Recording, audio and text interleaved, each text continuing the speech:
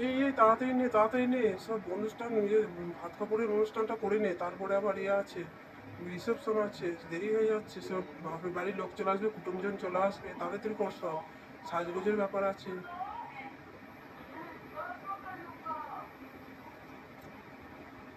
এই না, আজ থেকে তোমার আমি মুড়ি কাটালের দায়িত্ব নিলাম।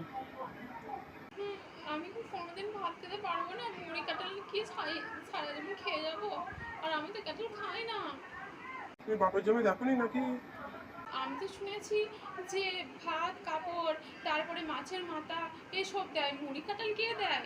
আমাদের এখানে এইটাই রেওয়াজ, মুড়ি কাটালি দিতে হয়। সারা জীবন কাঁদতে হবে তাহলে আমায়? ওই বেশি না, 6 মাস মতো খাবে, তারপরে ভাত খাবে। হুম, তুমি আমাকে কি মুড়ি খেয়ে থাকতে হবে নাকি?